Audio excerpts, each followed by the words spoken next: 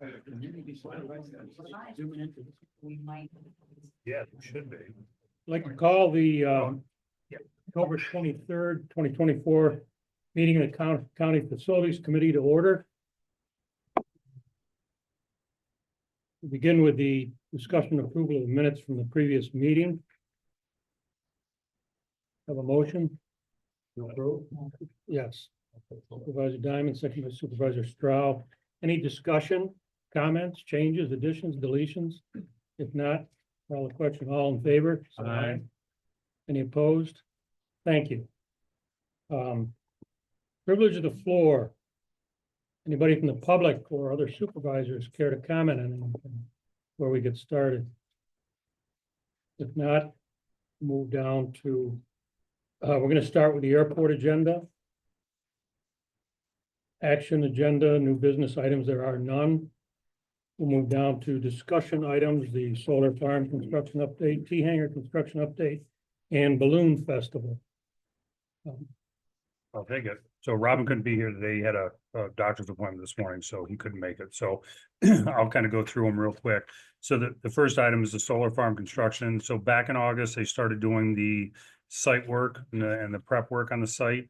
They are starting to do their foundations as we speak. We've had a third-party engineer, EDP Associates on site to perform monthly SWIP inspections, which is the stormwater prevention and pollution plan. And the 4-week look ahead at this point is a little more tree cutting, lay down areas, some stumping and grubbing, more foundation work, and they'll start running the electrical for all the solar panels. So that's the look ahead. And if there's any questions, I can certainly try to answer them, but they're moving forward as we speak. Do you know offhand a tentative completion date? I don't. They're looking somewhere after the beginning of the year. Okay, and when completed, this will provide how much income, do you know? So this is the first site that they're working on, and both sites were approximately $65,000 in revenue that the county would receive once they came online. We are receiving kind of a lease, Right. monthly lease currently, but once they come online and basically turn them on, that's the point that we start receiving the $65,000 from each site. Yep, very good, thank you. We'll move down to any questions or comments on that? If not, we'll move down to T-hanger construction update. The T-hanger construction, the site work has basically been complete. We took possession of the T-hanger building last week. They poured the foundations as of yesterday, and it's on a schedule for completion sometime during February. So that'll be the next group of hangars up and running. That will be, as you recall, this will be some of the older hangars will be taken down as part of this. So most likely, most of the tenants will kind of move over into those new hangars. And these are county owned? These are county owned. That's correct. Any questions or comments? No. We'll move down to the balloon festival. So that's the last item I had, and I thought I had the spreadsheet in front of me, but I don't see it necessarily in my hands. Yes, it's right here. Balloon festival went off well. As you all know, we had a very busy weekend that weekend. We were able to get off all launches, including the candlestick for I forget what the other term they use for moon glow. I'm sorry, moon glow. I used to call it candlestick, the moon glow on Saturday night. We did receive some help for us to, besides the supervisors who participated and volunteered, we did receive some help from the town of Warrensburg. A couple of those guys came down, as they have in the past couple of years, to help us park cars. We had, and this will be towards the OCTAX money that was going towards that, I think, $27,000 for that weekend in overtime. Some of that was paid in comped, and then the rest of it was paid out in for overtime hours. So again, it went well. Those are the typical numbers that we have every year for overtime. It's not necessarily any type of change, and especially when we have every launch for that weekend. Very good, thank you. Any questions, comments? If not, I would just add, I truly want to thank any of the supervisors who came out and helped. It's always appreciated and it's a huge help. It's a lot of work for that entire weekend. This year I was there because Robin had some issues, for some things that had come up, so I was there for, I think the time I was there for 32 hours over Friday night, Saturday and Sunday. But I enjoy doing it, but it is truly a lot of work, but it's also a lot of fun. thank you. Thank you. Privilege of the floor again, and supervisors or public here to comment? If not, we'll move on to the buildings and grounds agenda.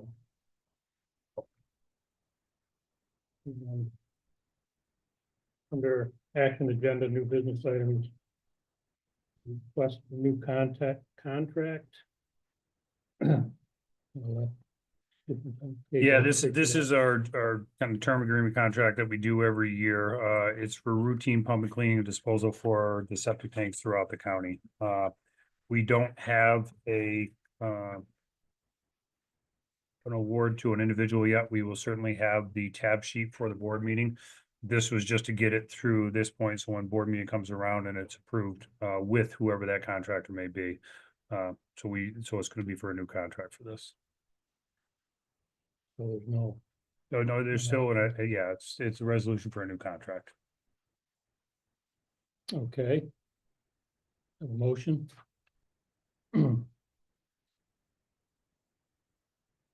Supervisor Conover, second by Supervisor Stroud. Discussion. Thank you, Mr. Chairman. Are there piggyback provisions on this bid? There is, Good, thank you. I was thinking Julie was gonna be here today to discuss something else, but yes, on every contract that the county does, we put that piggyback provision in there so the municipalities can use it as well. That's good to know. Good. Any other questions or comments? No, call the question. All in favor, say aye. Any opposed? Abstain? Thank you. Moving down to discussion items, we have the mega presentation of community solar work order request program, fleet car request program, and phase 4 of the court project update there.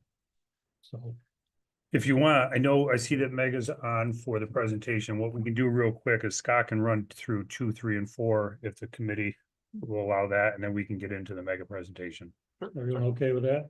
Yeah. Work order request program is currently at 5,418 requests and completed. Fleet car requests is catching up and now at 4,005 car reservations made.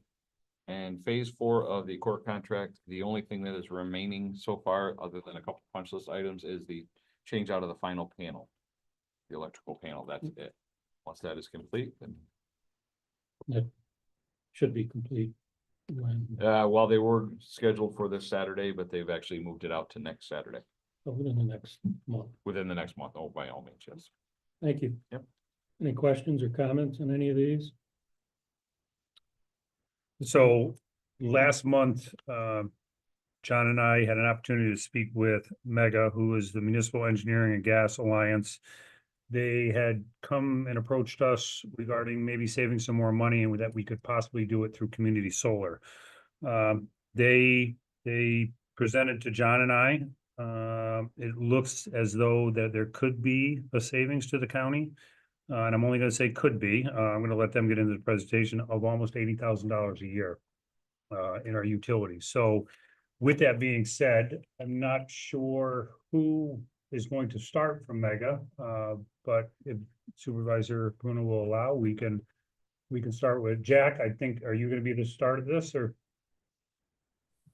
Yeah, I can jump in. I'm actually Jack Martel. I'm with Nexamp, so I'm with the developer that's building the projects. The projects we're referencing here are actually at the Warren County Airport in Queensbury. 2 projects that Nexamp is currently working on. Yeah, so I have a presentation that we went through with Kevin and a few of your team members a few weeks back. I don't know if I share my screen. Are you guys able to see that on your end? Yes, Jack, you can. Yep. Okay. All right, perfect. Nathan, did you have anything before I jump in that you wanted to add, or all set? No, I just introduced myself, Nathan Giebel with Energy Next, the technical consultant that the Mega uses, and Paul Kelly is here from Mega as well. So just so you know, kind of who's in the meeting. But I'll let you take it from here, Jack. Paul Kelly. Perfect. All right, let me try to share my screen here real quick.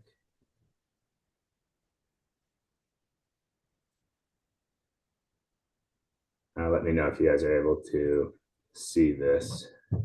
We can, Jack. Great. So, yeah, I'll try to run through this quickly. I know a few of you have already had a chance to see it, and we've shared a few additional items with the county since this presentation. But again, my name is Jack Martell. I'm a manager of energy sales with Nexamp. Basically, the work that I do for Nexamp is to find public offtake for our projects. They're community solar, distributed generation solar projects built throughout the state of New York, primarily in sort of the capital and Western New York regions. So I work with a lot of public entities throughout the state. In this presentation, just going to give you guys a quick rundown of sort of who Nexamp is, a bit of a background on the benefit to Warren County in this case, and the projects that we're building, which would allow you to sort of take advantage of both some lease revenue from some existing projects within the county and some energy cost savings to the county on top of that. So just a quick background on Nexamp, and please feel free, everyone, to jump in with questions. Hopefully this can be interactive if you guys do have questions as I'm going along. But a quick background on Nexamp. Nexamp was founded back in 2006 by two veterans who came back from active duty in the Middle East and really wanted to focus on finding a way to make the United States more independent and from an energy standpoint and less reliant on overseas resources. So they started Nexamp back in 2006, very small company at the time, building rooftop solar installations in Massachusetts. We're actually headquartered in Boston, but have offices throughout the United States, including New York, and have grown now to about 400 people. We're one of the few vertically integrated solar developers in the United States. So that means that we design, develop, permit, construct, and then own and operate all of our solar assets. So any project that we build that we would extend to Warren County, you would be working with the Nexamp team, both on that upfront contracting piece, and then long term you'd be working with the Nexamp team as well, since we retain those assets. Again, this sort of just speaks to that vertical integration of development, construction, ongoing management of these assets, and then the customer piece as well, being something that Nexamp does. So quick background on community solar. I find this helpful. This kind of can apply to commercial businesses, public entities like Warren County, residents, et cetera. But I'm sure many of you have sort of heard of community solar, whether that's at your personal residence or in passing or seen these projects. But community solar projects are distributed projects, usually 5 megawatts in size, so taking up about 20 to 25 acres of land.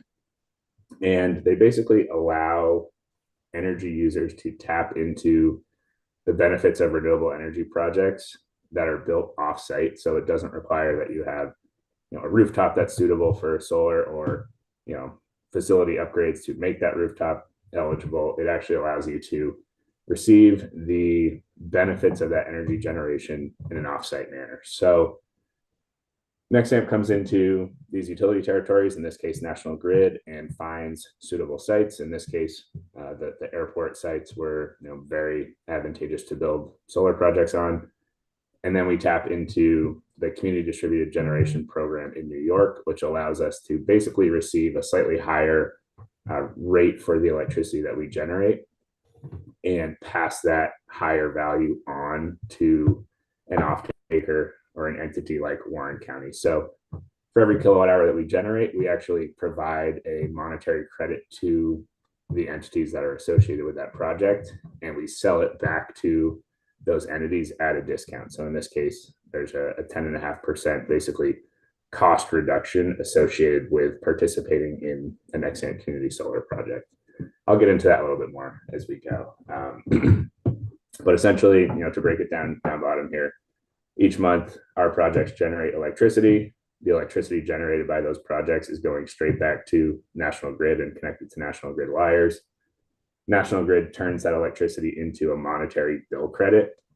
And the only way for us to receive that value is to pass that bill credit on to an energy user like Warren County. We then buy those credits back essentially at 89.5% of their value. So Warren County then retains 10.5% of that monetary credit each month and essentially pays Nexamp 10.5% less than you would have paid to National Grid. So this is a quick look at Warren County's benefits summary to participate in this project.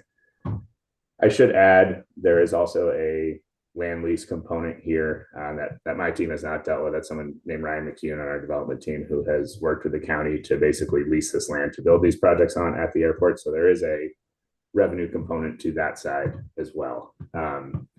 But worth noting, so the county itself spends over $700,000 a year on electricity.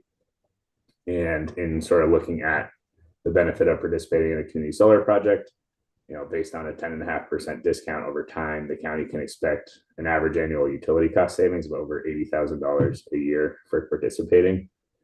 There's no capital commitment required whatsoever from the county. So Nexamp, for all of our projects, has internal financing levers that we pull to finance, construct, and then own and operate these projects long term. So all of the upfront and ongoing capital, is internal to Nexamp.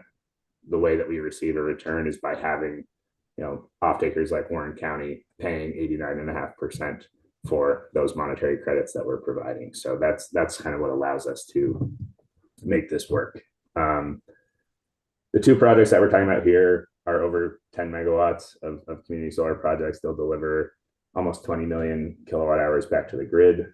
Warren County will be what's known as an anchor off-taker on those projects. So Warren County is really financially supporting those projects, as far as without Warren County's subscription or participation in those projects, we would not be able to essentially build them. And 40% of that project will go to county accounts. The other 60% will actually be extended onto residents in National Grid territory. So, this provides the opportunity to extend these savings on to Warren County residents, employees of the county. We can certainly partner on that front.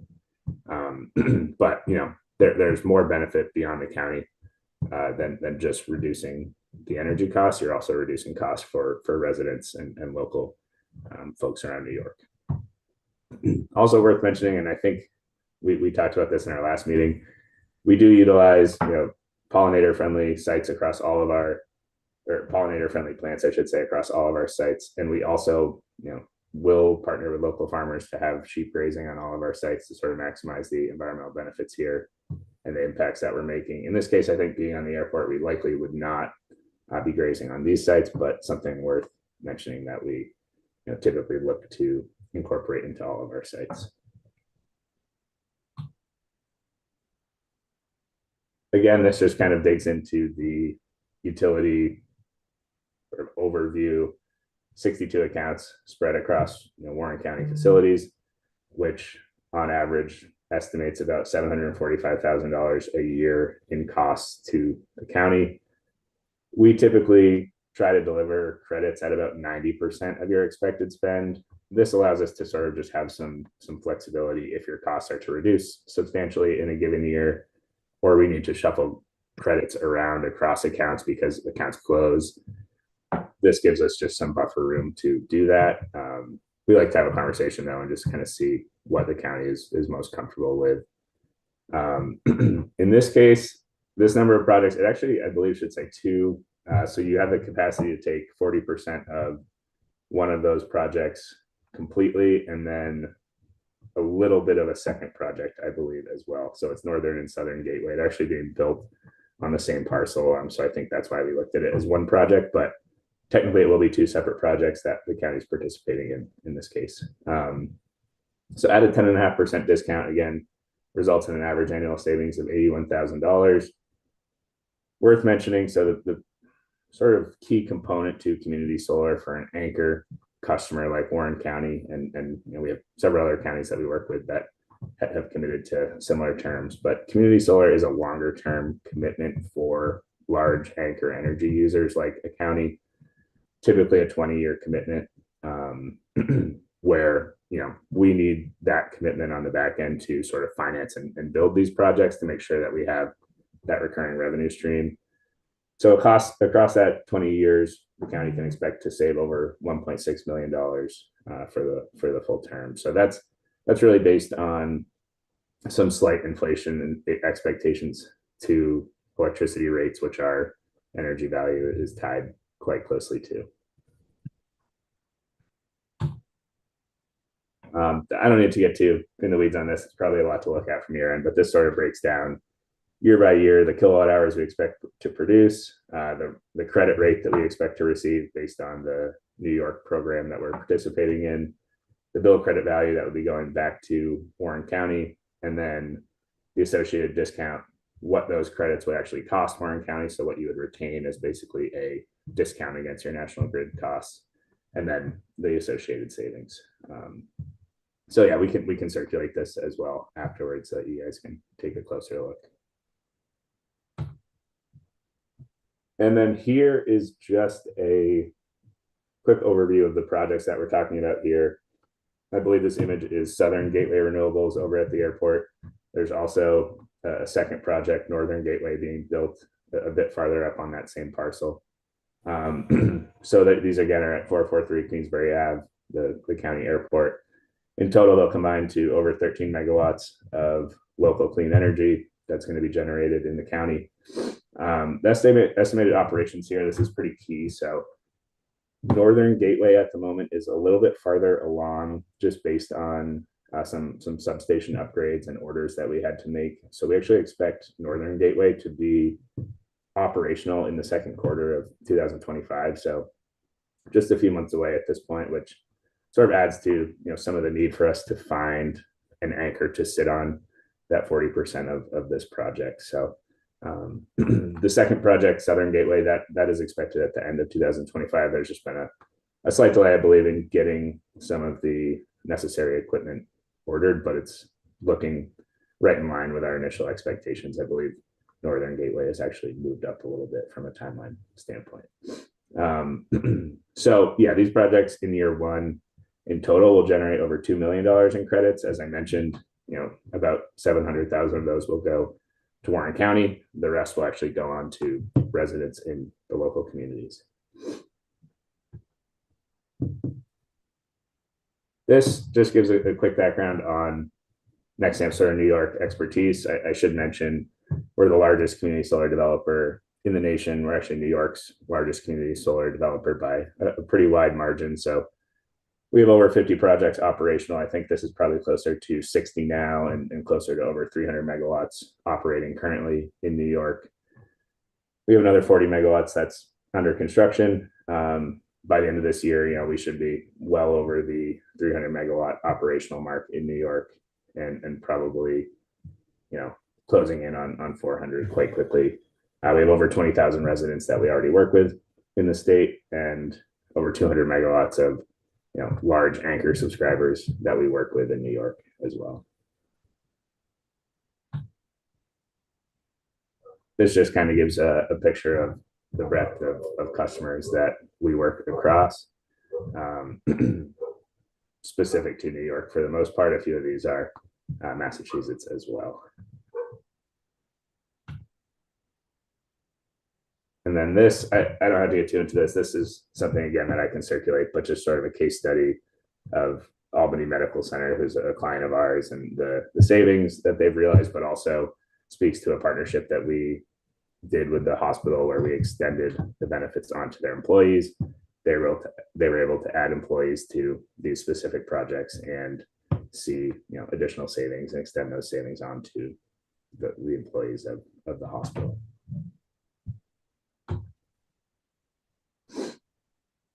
And then again, I'll share this later, not to take up too much time, but this just speaks to our customer experience. We have a customer experience team on staff with several dozen folks who are kind of devoted to ensuring that our anchor and residential customers have a good customer experience working with Nexamp.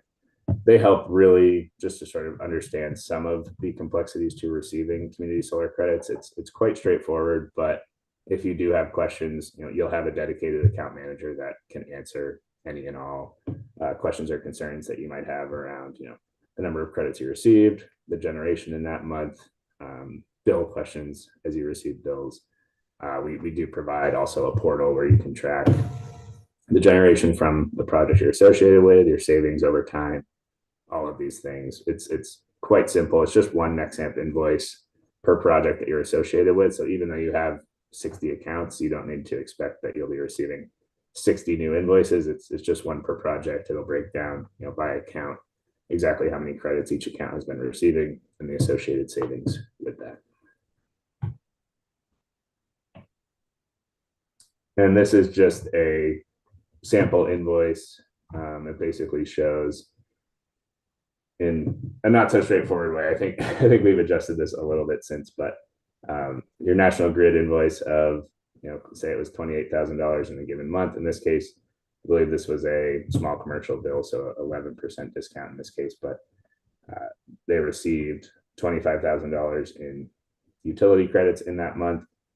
So the total amount due to Nexamp was $22,000 for those $25,000 in credits, ultimately saving the customer $2,700 in this month. But again, easier to see on the up close screen when I share this. And this is kind of similar. This really just helps to see that when we generate credits, those credits are going directly to the National Grid invoice. So you're basically going to receive a line item credit on your bill each month. And this is a little bit zoomed out, but it's in this green box in the center. It's essentially showing a $100,000 credit being applied to this bill. So that's the way it will work. On average, we're going to try to apply a 90% offset. So if you have a $100 bill to National Grid and we give you $90 in utility credits in that month, you'll see $10 owed to National Grid. We would then invoice you for 89% of that $90. So 89.5% of that $90. So about, call it $81 in that month. So you'd save $9 on that $100 bill, or sorry, $11 on that $100 bill. So that's one way to kind of break it down. Obviously, that's not apples to apples with the billing that Warren County will receive, but just worth mentioning. And then this is next steps. We've confirmed quite closely the spend figures with the folks at Mega, so we feel pretty good about that. In this case, we've kind of slated set these projects aside for Warren County because they're in the county. There's a lot of sort of additionality that can be spoken to there. So, we're excited to kind of partner on both the land and the project development, and partner on hopefully the offtake side as well. With that said, especially with Northern Gateway going live in March of next year, we sort of have some deadlines to meet on the project financing side to make sure that we have someone associated with that project. So I think we spoke about this in our last meeting. We probably have until mid-November to early December to kind of finalize exactly where these projects are going to be sending their credits. So that just helps with the timeline a little bit. We have shared a sample contract. I know that's sort of under review at the moment. Happy to be available to answer any questions around that. And yeah, so really, once you sign up, you don't see any credits until the projects are fully constructed and complete. So there will be some lead time, obviously waiting on that sort of Q2 2025 first project to be completed, but it does secure your spot in that project once the contract is executed. So that's I think the gist of it. Hopefully I didn't take up too much time there. I can stop sharing my screen. Maybe. Let's see. We appreciate your presentation. I'll open it up to any questions from members of the committee. Supervisor Conover? Yeah, I was just wondering, the credits, who's actually paying for the credits? I mean, we're getting a bill that's 89.5% of what it otherwise would have been. According to your invoice, National Grid's receiving a credit on their billing, so they must be getting paid so that. So how is the credit actually being achieved? Where are those dollars coming from? Are the tax credits? How is that achieved? Who's paying? Maybe another way to say it is it being paid for by you, by someone else? Yeah, that's a good question. So the credit value itself is really based on the value of the energy that we're generating locally that National Grid is receiving. So they are, in essence, paying for that energy at sort of a premium, because essentially the state of New York created, it's called the VEDR program, the Value of Distributed Energy Resources, that basically looks at sort of the localized value of a renewable energy asset that's sort of distributed throughout the grid, reducing demand in certain areas. And that's what the credit's based on. So National Grid is ultimately sort of paying for that credit, but it's really, they're basically paying us for our generation that they're receiving. So we're supplementing what they need to basically, once we generate that power and it goes to National Grid, they're actually using that directly to send to other consumers who are then sort of buying that power. So they do receive obviously payment ultimately for the power that's being generated, but the credit itself is sort of calculated based on the REC value of the project that's generating that power, the energy value of that project, and then some other capacity adders based on where it's located within National Grid's utility system. So we sort of get a dollar value associated. I think on this project it was about 12 cents a kilowatt hour is sort of how they've calculated that value that National Grid will buy it for. You good, Mr. Conover? Well, I just followed, so National Grid is making up that difference through this statewide program. Is that the idea? Yeah, to an extent. I mean, the program was created, several years ago, the New York Sun program and others. It sort of had many different iterations, but it originally sort of came about because of the state's renewable energy goals. I'm sure you probably just saw they hit, I think, 50% of the total I think they have a 1 gigawatt goal or 500 megawatt goal by 2030. They just reached 50% of that. And that's sort of how the incentive program came to be. But it's really the state kind of telling National Grid, you have to pay this value for renewable energy generation based on where it's located within your service territory. But them paying for it is essentially taking it and applying that credit to energy users, because they wanted to make sure the benefit was going back to the residents and the businesses and public users within New York. So it's sort of a shared benefit program. Thank you. Supervisor Stroud. Yes, John Stroud. Jack, we keep on talking about National Grid. Now, National Grid does charge a delivery fee, but may not be the energy provider. It could be Constellation, for example. So why are we always mentioning National Grid? Are we getting credit on delivery? Or do we really mean Constellation is the energy bill and that's where we're going to get our credit from? Yeah, I can chime in on that. Yeah. So Energy Next and Mega obviously administer the Constellation program. So we're obviously very familiar with your agreement with them. So how it will work is the credits go on the National Grid bills because it's the utility's responsibility to, as Jack said, buy that power from the project and administer the crediting piece to anybody who's subscribed to each project. And so what you will have to do and what we will help you do as a county if you move forward with this is, right now as it stands, you're getting a bill from Constellation for each account for the electricity supply for that account. you're getting a separate bill from National Grid for the delivery and the tax portion. We would be able to consolidate those so that Constellation is sending their charges to National Grid.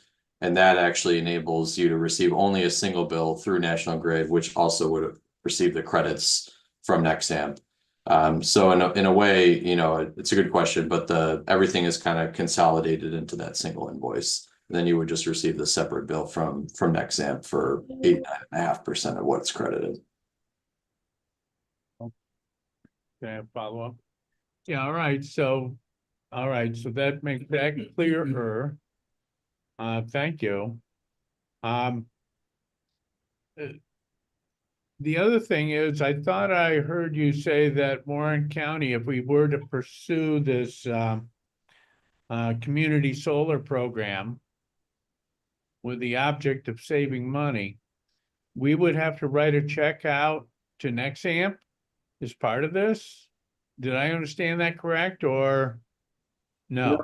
No, so there's no cost. The only cost to Warren County is essentially to buy the credits that are received at that discount. So the only time you'll be paying Nexamp is basically for 89.5% of what you would have paid to National Grid. So we're not taking over as the utility provider, but we are providing these credits through National Grid as a vehicle. But we finance these projects, we construct these projects, we own them long term. All of that's on Nexamp. We also pay a lease to Warren County for these sites that we're constructing on. The only payments due to Nexamp are essentially for the monetary credits that we're placing onto your National Grid bill. The reason that there is payment to Nexamp for that is there's no mechanism by which we can just give you the savings on your National Grid bill or give you the 10.5% of the credits. We have to give Warren County all of the credits first. So just for round numbers, if in a given month Warren County spends $100 and we give you $100 in credits in that month, your National Grid bill will be zero, and that will actually include Constellation as well. As Nathan mentioned, Constellation will be consolidated onto that. So say for round numbers, it was $100 that you owed to National Grid and Constellation in that month. We give you $100. Your bill is zero through National Grid. We would then send an invoice, usually about 30 days later, for $89.50. So you would owe Nexamp $89.50 in that month, ultimately paying $10.50 less than you would have owed to National Grid and Constellation in that month. So when you scale that up, it's a much larger savings. But that's sort of the round numbers. All right, Jack, I'm still trying to understand this. So we would have to be making out 2 checks a month. One that will cover, you know, National Grid's bill, which will be delivery fee plus the energy usage via through Constellation. And the other would be another check to Nexamp for the credits. So we'd have to make 2 checks a month?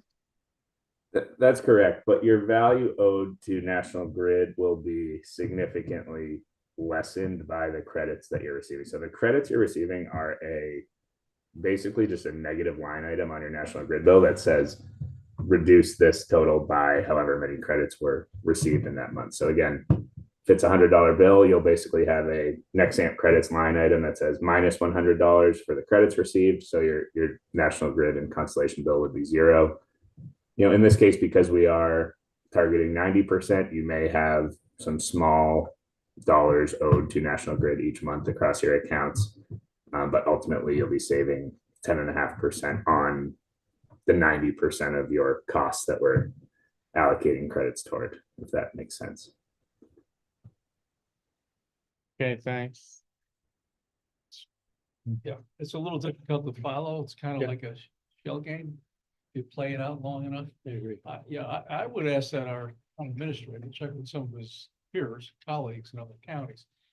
You know, we've got a solar array in our town hall. It was sold 20 years ago to be this large savings. So there's a reduction on the National Grid bill every month. But what we're paying the solar company almost equals what you pay National Grid, and we've got this unbelievable compromise rules. So what you're saying is you didn't really see any substantial savings in proceeding with that. Well, it's savings on one side, but on the other side, we're paying it. So I just, The net out. it's really, I mean, and I appreciate the presentation. It's difficult for a layman to really figure out the benefits of this. So, I mean, if there's other municipalities, counties, these agreements, I don't know, this is a new contract, so we just need to flush this out. I'll let Supervisor Conover speak, and then we'll have some comments from our county attorney. So the National Grid bill will show, just for the sake of discussion, we use $10. The National Grid bill will show a credit of $10. Your bill to the county will be for $8.90.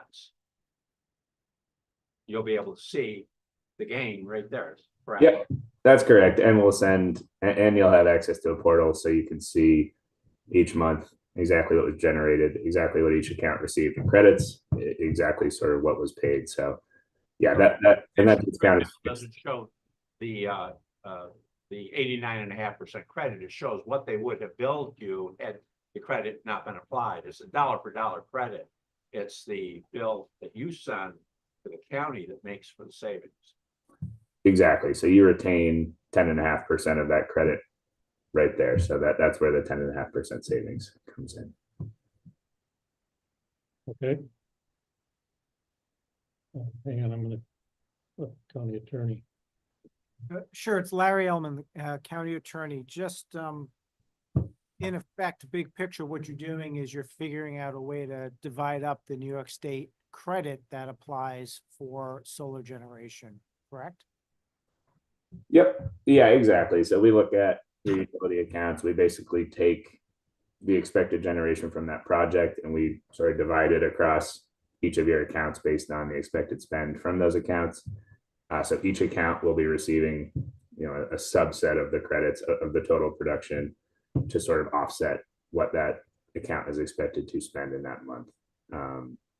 Is sort of the best way to look at it. And the agreement's a 20-year agreement? It is. The typical life of these projects is about 35 years. 20 is sort of our standard anchor term, just given the upfront dollars put in, that's usually the kind of minimum commitment from an anchor tenant that we need to make them sort of whole on that investment. So my next question then is, what would happen to what you're projecting to be an 11 cents per dollar savings if the New York State credit program were to stop? Great question. So yeah, the VEDAR program itself, when we build these projects, we go through a pretty lengthy application process to make sure that they're going to be sort of included as part of that program. It has kind of some limits on how many more projects can go in. So we make sure before we go through the permitting and construction and financing aspects that we're in that program. Once you're in, there's grandfathering clauses that basically say, you are entitled to receive these VEDAR rates for 25 years. So the only real risk of change is if anything were to change going forward, it would just risk new projects if we were to try to get into the program later on. But for existing projects like this, which have already been admitted into that VEDAR program, they can't claw back that credit or take it away. Then just from the business plan model for NextAmp, so NextAmp is receiving payment for the credit from the state of New York? Or does it come from the National Grid or the company that's getting a benefit or a tax benefit for the production credit? Yeah, so NextAmp receives payment in this instance, from Warren County or an off-taker or a resident who's associated with that project. So the 89.5% that we're getting back is sort of enough for us to make these projects work from a financing perspective long-term. The 10.5% is essentially a benefit handed back to customers in the state to participate in the project. You receive a savings. So it's kind of a win-win on both sides. There's a 10.5% benefit to Warren County. 89.5% allows us to make these projects work, make whole our financing parties, things like that. No, my question is slightly different. Other than the fire, as that's defined by your agreement, does Nexamp get payments for their generation of electricity from any other persons or companies or governments? Nope. Not for this specific project. I mean, we have other projects with customers who are government entities. But no, the state retains the renewable energy credits as well. That's a part of this program, so that the credits go back to the state for their overarching renewable energy goals. But yeah, the revenue stream is directly from the customers up front. We have tax equity investors, we have banks, private entities that sort of finance on the front end. So I guess that's money coming in to construct and operate these projects in the near term. But yeah, long term, the revenue is from the customers. Thank you, Mr. Chairman. Jack, my questions are a little bit different than what you have proposed today in the presentation. I want to thank you for your presentation. My first question is, this is a 20-year contract. We, as Warren County, are the property owners, and you own the facility that's going to be constructed, correct? That's correct. And after 20 years, if the county decided not to renew the agreement, who would be responsible then for the dismantling if they chose not to continue on? Who would be responsible for the cost of the dismantling the solar sites? Yeah, good question, Kevin, if you wanted to. Yeah, so this contract that they're just proposing right now is for community solar. We already have a contract with NextAmp for the construction of those facilities on the airport. Okay. And in that contract, there is a decommissioning program plan that they provided so that they will be removing them. Okay. Once we get to that stage, but they're two separate. That's the contract. We signed that long ago. Okay. So this is now just for the community solar program and the credits that we would receive. The other question I did have, though, and I probably should have asked that back in time, is that we take this vacant land and they come in and construct these solar arrays. Does that change the value of the vacant property, which could conceivably change the assessed value, which could also have the county become more responsible for the taxes that need to be collected? That was an issue that I had when I was with the city of Glens Falls. We were looking at a solar farm where we were proposing that we could save a lot of energy, a lot of costs to the city of Glens Falls. However, in the language of the contract, it was our responsibility to pay any increases in assessed value as a result of the construction of the project. At that point in time, we decided not to engage into that because any savings that was being proposed, we were going to pay out taxes. So that's my question is, if in fact this property can change, the value can change as a result of the construction, who would be responsible if there is a taxable change? Who would be responsible for it? The property of the owner or the property of the solar site? I don't know that I have the question. I'm gonna try to answer, Jack. You can get back. Yeah, to me. I'll definitely get That back was to you, the but question. I'm not sure that we are taxed on airport property. I don't know. You pay school tax? I don't know. School, I don't know. I don't think we do. That's something you may want to look at and find out if we pay any school taxes. If I could, the original lease was back in 2021. So it was actually before I even got here. So whatever that lease agreement is the agreement that they've been doing the construction on. Right. Since that time, those terms are terms that the Board of Supervisors approved sometime in 2020. I understand.